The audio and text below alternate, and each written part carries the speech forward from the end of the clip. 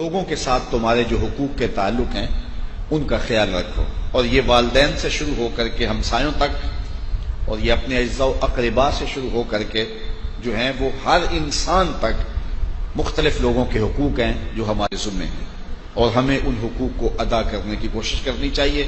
انسان کے جو ہے وہ اخلاقیات کا اور حقوق کی ادائیگی کے حوالے سے پتہ چلتا ہے کہ وہ اپنی بیوی کے ساتھ اس کا حسن سلوک کیا ہے۔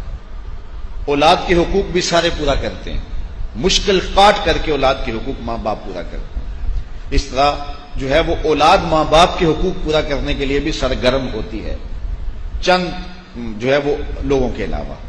لیکن بہت ساری ہماری کوتاہی جو ہے وہ بیوی کے حقوق کی ادائیگی کے حوالے سے ہے۔ میرے اور آپ کے آقا مولا نے ارشاد فرمایا، تم میں سے بہتر وہ ہے جو اپنی بیوی کے ساتھ بہتر ہے، اور میں تم میں سب سے زیادہ اپنی بیوی کے ساتھ بہتر ہوں۔ اور ازواج مطہرات کے ساتھ حضور کا جو حسن سلوک تھا وہ کائنات میں کسی سے پوشیدہ نہیں۔ جب وصال ہوا حضور کا تو حضور کے نکاح میں 9 ازواج تھی، اور 9 میں سے کسی ایک کو بھی رسول اللہ پر شکایت نہیں تھی۔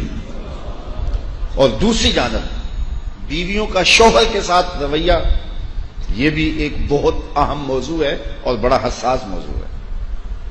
حضور علیہ الصلوۃ والسلام کی ازواج مطہرات کی زندگیاں ملاحظہ کی جا سکتی ہیں، اور پھر ان کا حضور علیہ الصلوۃ والسلام کے ساتھ جو رویہ تھا وہ کتنا دل آویز اور کتنا خوبصورت تھا۔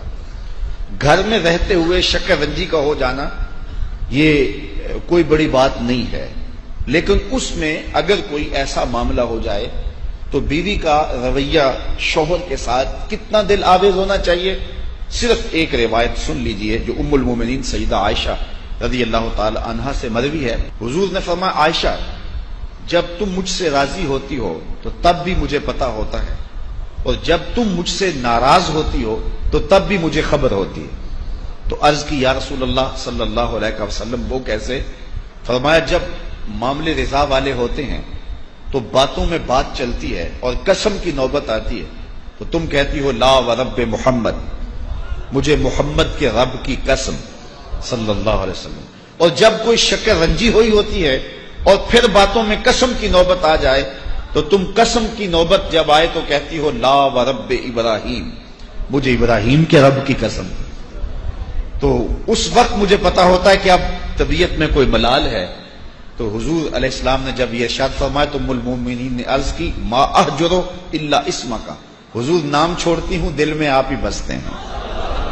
اب مجھے بتائیے یہ کتنی حساسیت ہے کہ جب حضرت عائشہ رضی اللہ تعالیٰ عنہا کا حضور سے کوئی ایسا معاملہ ہو جاتا ہے تو اس ناراضگی کی خبر پورے محلے کو نہیں ہوتی، اس ناراضگی کی خبر جو ہے وہ پورے سسرال والوں کو، میکے والوں کو نہیں ہوتی، ہمسایوں کے ساتھ باتیں نہیں ہوتی کہ آج کل ہماری تلخی چل رہی ہے، بلکہ اتنا باریک پیرایا ہے ناراضگی کے اظہار کا کہ بس جب قسم کی نوبت آئے تو لا ورب محمد کی جگہ لا ورب ابراہیم کہا جاتا ہے۔ تو یہ سمجھنے والی بات ہے کہ شوہر اور بیوی کا رشتہ کتنا نازک ہے، اور شوہر سے اگر کوئی گلہ شکوہ پیدا بھی ہو جائے تو بیوی کو اس کا اظہار کتنے خوبصورت پیرائے میں کرنا چاہیے، نہ کہ جنگ و جدل کا ماحول پیدا کر دیا جائے۔ ہمارے خاندانوں میں، ہمارے گھروں کے اندر جو ازدواجی زندگیاں ہیں وہ بہت ہی زیادہ تلخ ہیں، الا ماشاءاللہ سویر سے لے کر شام تک ایسی کہانیاں سامنے آتی ہیں۔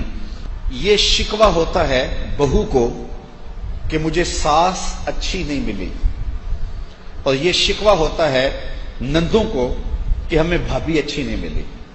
میں نے اس کو مان لیا، میں تسلیم کر لیا۔ میں کل بھی کسی کو کہہ رہا تھا، میں نے کہا یہ تسلیم کر لیا کہ تمہیں ساس اچھی نہیں ملی، لیکن تم عزم کرو کہ جب میں ساس بنوں گی تو اچھی ساس بنوں گی۔ لیکن یہ نہ ہو کہ کل تو شکوہ کرے کہ مجھے آج بہو اچھی نہیں ملی، جو شکوہ آج تیری ساس کو تیرے ساتھ ہے اور جو تو کہہ رہی ہے، تو ایسا نہ ہو۔ اس انداز سے یہ ایک ایک ادا نوٹ کرتی جا کہ ساس میں کیا کیا کوتاہی ہوتی ہے جس سے بہو اذیت میں ہوتی ہے، یہ نوٹ کرتی رہے۔ کل تو نے بھی ساس بننا ہے، تو اچھی ساس بن کے دکھانا۔ اور میں نندوں کو بھی کہتا ہوں، آج تمہیں بھابھی اچھی نہیں ملی، لیکن تم نگاہ میں رکھو کہ کون کون سی غلطیاں ہوتی ہیں جو ہے وہ اذیت کا سامان ہوتی ہیں، اور کل تم نے بھی کسی کی بھابھی بننا ہے اور کسی کے گھر جانا ہے، اتنی خوبصورتی کے ساتھ تم زندگی گزارنا کہ لوگ آشش کریں، تو یہ کیا شکوہ ہے کہ مجھے ساس اچھی نہیں ملی، مجھے جو ہے وہ بھابھی اچھی نہیں ملی؟ تو اگر یہ تمہارے ساتھ حادثہ ہو گیا ہے تو پھر تم جو ہے وہ کسی اور کے ساتھ یہ حادثہ نہ ہونے دینا، اور یہ کوشش کرنا کہ اچھے انداز سے آگے بڑھنا۔